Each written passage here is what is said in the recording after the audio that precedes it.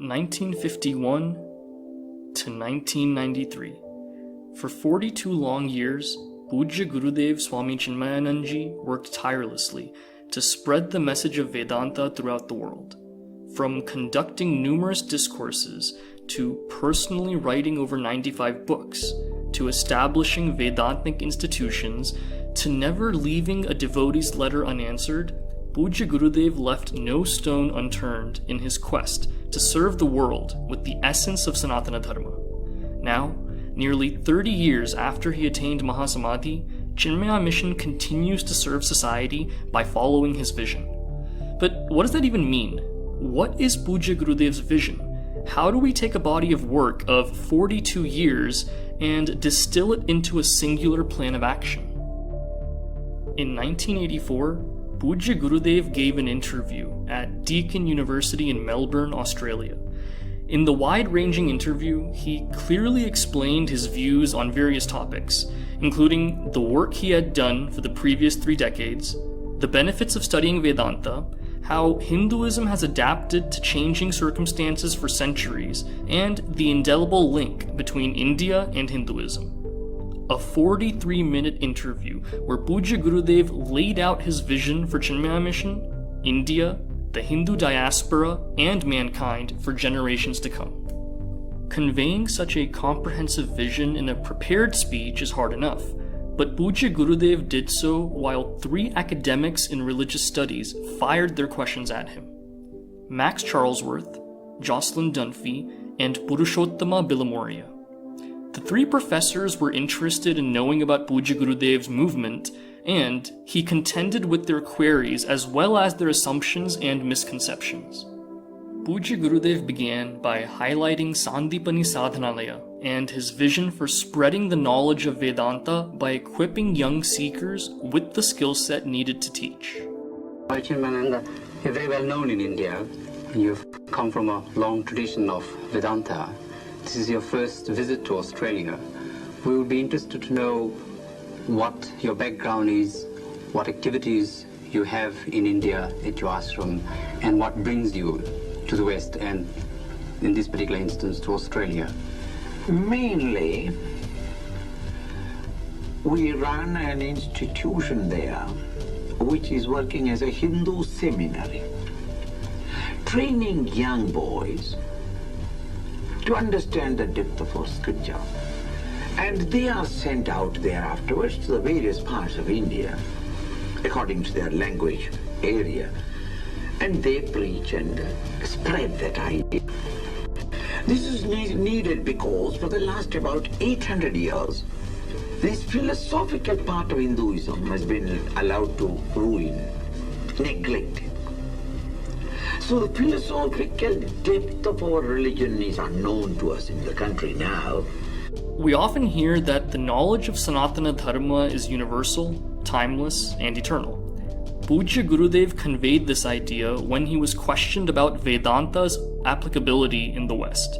He dismissed geography as a mere social construct and drilled into human nature, and how the need for happiness is common to all humans, and how Vedanta addresses that need.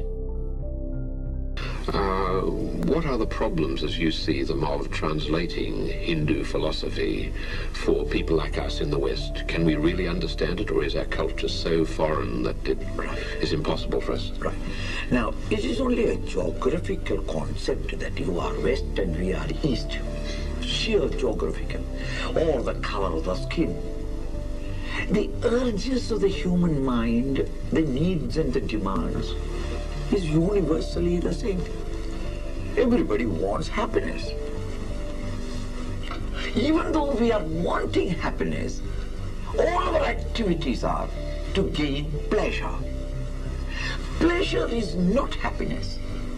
And therefore, what will you make it in life? You are disappointed. A common element in Pujya Gurudev's teachings was the assertion that Vedanta is the basis for all religions, the irrefutable principles that give rise to any religion. This statement can lead to the belief that, therefore, all religions are essentially the same. But is that what Pujya Gurudev meant? So you see Vedanta as a kind of basis for all religions? All religions. All religions based on these fundamentals. All. The fundamentals upon which all religions are based are all collected together, that is Vedanta. But historically, it being earlier, we'll have to say that Vedanta is the basis upon which all religions stand. And if there is a religion which is contradictory to these fundamentals, it is not a religion, it is only an apparent look of a religion. Pujya Gurudev forces us to ask what a religion even is. If a doctrine does not accept the fundamental principles of the Upanishads as the valid means of knowledge, well, that's not a religion, it's merely a dogma. Pujya Gurudev reiterated this exact point elsewhere, when he was asked if Vedanta is a separate religion from Hinduism. Vedanta is a separate religion from Hinduism. Please explain. Vedanta is not a religion. It is a philosophy.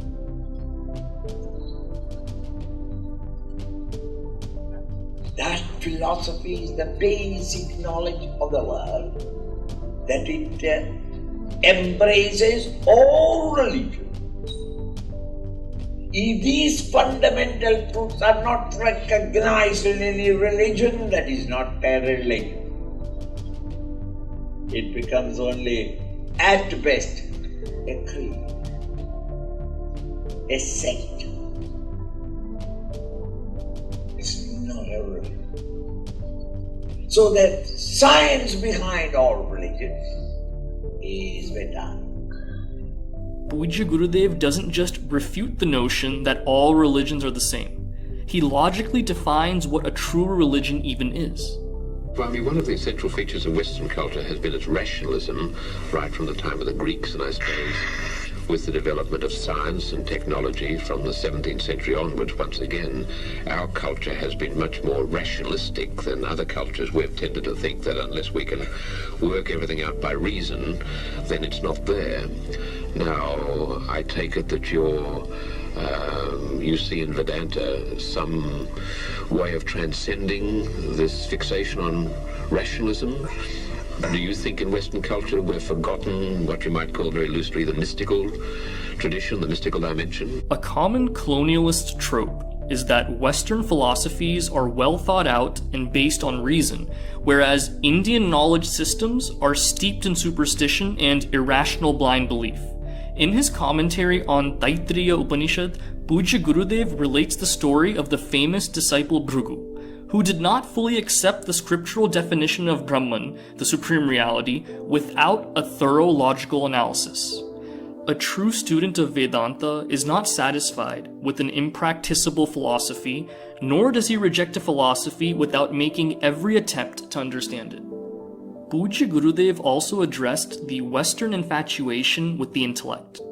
Without logic and systematic introspection, the student of Vedanta cannot come to a firm conclusion, but merely relying on intellectual understanding as the culmination of truth is a misstep. Rational, intelligent thinking is necessary. In Vedanta, logic, the Nyaya and Tarka, it is a hair splitting, I tell you. And without that subtle intellect, you cannot understand Vedanta also. But then Vedanta never stops there where the British or Western countries stop. Mere rationalism, mere rationalism. We understood the limitations of the intellect. So intellectually, to come to a conclusion, rational thinking is necessary. Rationalism has got a place. But then after all, even rationally when you conclude, it is only a thought. Who is the knower of the thought? What gives it vitality? It is the awareness and consciousness of subject. I conclude, isn't it? You conclude that there is no God, and therefore you say, I am an atheist. He concludes that there is a God, and therefore he says he is a theist. But both these are conclusions of the intellect. Who came to know of it? So, anyadeva tadvididadhau avididadadhi. Just now we are taking Kenopanishad. Today, we often hear phrases like going beyond the intellect and turn inward, but without a grasp of what that means exactly, these are just empty phrases. In his commentary on Kenopanishad, Pujya Gurudev explains this complex concept in the simplest words. When we say I don't know something, even that negative idea is illumined by a positive illuminating factor, and that illuminating factor is the self. Only a guru with a deep understanding of the cryptic language of the Upanishads can simplify the highest truth so that students riddled with skepticism and misinformation can grasp this knowledge. Then came questions on Hinduism's relationship with society.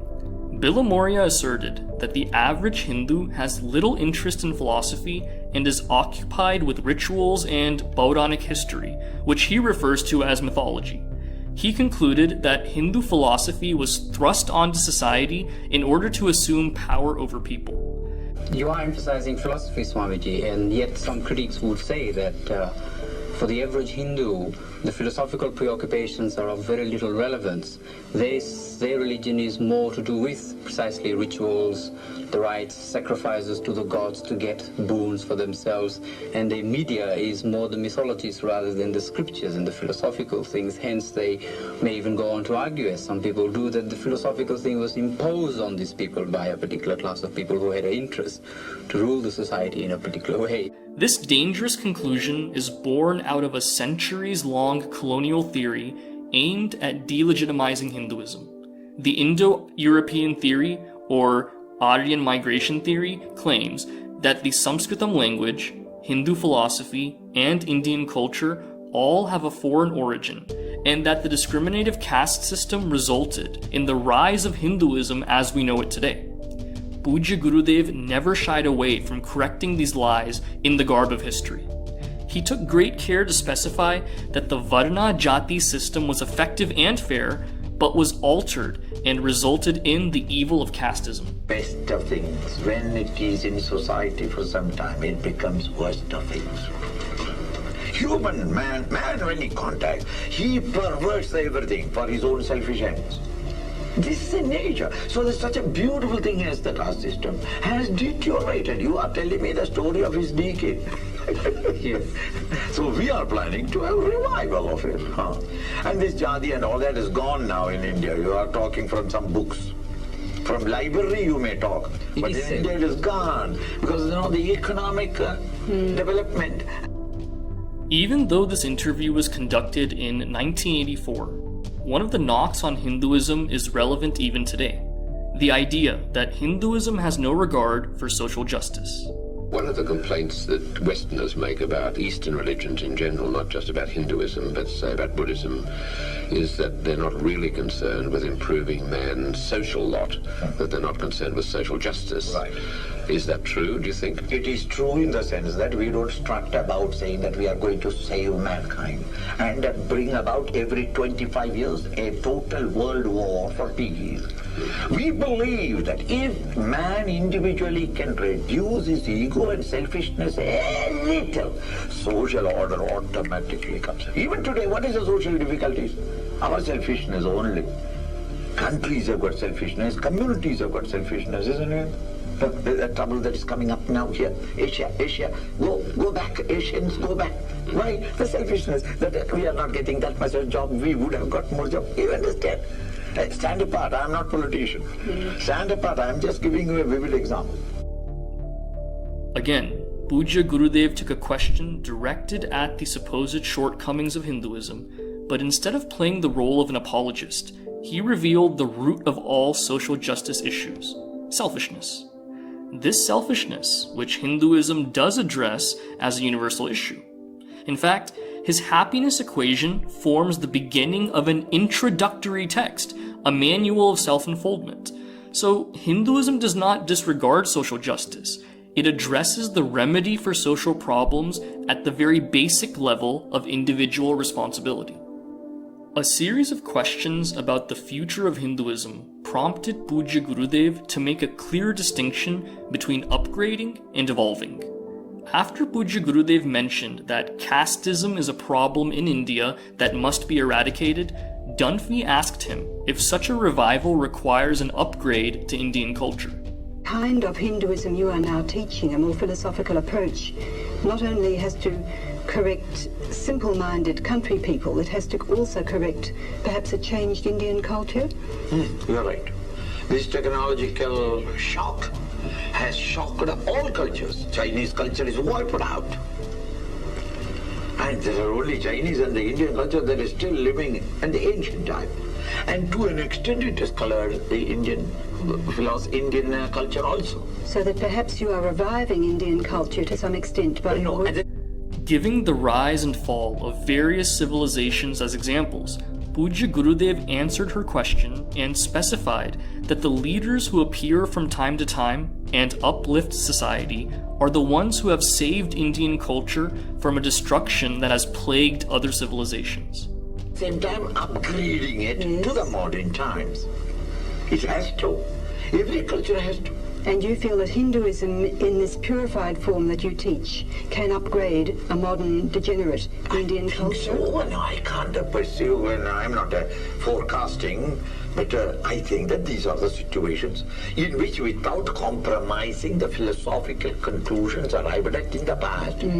While he agreed that the culture must be revived and upgraded from time to time to suit the problems of the era, Pujya Gurudev notably pushed back against the idea that Hinduism must evolve and change its core principles to adapt to the modern day. Would you say revival, or would you also talk about, say, progressive evolution of a tradition? In other words, No evolution possible. We have reached what's in the beginning is also in the end. Yes, we have zenith as reached, as a Vedantic vision. We have reached the Brahman, the reality, beyond which there is nothing. Hinduism's harmonious relationship with science is an example for why the foundational principles of the religion are not in conflict with new discoveries in the material world. But do you think there are any changes possible in Vedanta due to, say, the advent of modern science and Christianity? There's been a lot of rethinking, I suppose, of Christianity because of the advent of science. Right. Christianity has to, because Christianity unfortunately stood against science. In India, we never stood against science. We said this is para, and that is upper knowledge. This is lower knowledge. This is higher knowledge. And we applauded the lower knowledge people. Continue. Pujya Gurudev's confidence in the continuity of Hindu culture lies in the power of its philosophy. With an eye to history, Pujya Gurudev showed that no pernicious foreign force could disrupt Hinduism's flow of knowledge. Suppose India suddenly became communist or something and decided, like China, to get rid of religion. Would you think Hinduism would still survive? What is their definition of religion? Church, mosque, or the temple, and their rituals. Isn't it? All these will go away. Still the Vedanta will stay. So it's not geographically... Never. Islam came and broke all the idols, isn't it? About 400 years they have been breaking idols. Only their muscles developed. Our religion did not break. This is only a symbol. So long as the philosophy remains. So long as the first mantra of the Ishavasya Upanishad remains. Philosophy is in the country, it will come up. Looking back, condensing Pujya Gurudev's grand vision for spreading Vedanta is a reductive endeavor. Understanding the nuances of his vision is what will serve us well. Understanding the essence of Sanatana Dharma, abiding by this knowledge, and knowing how to not fall victim to colonial mindsets about Hinduism and India is the surefire way to implement Pujya Gurudev's vision. These ideas were articulated for posterity one day in Melbourne.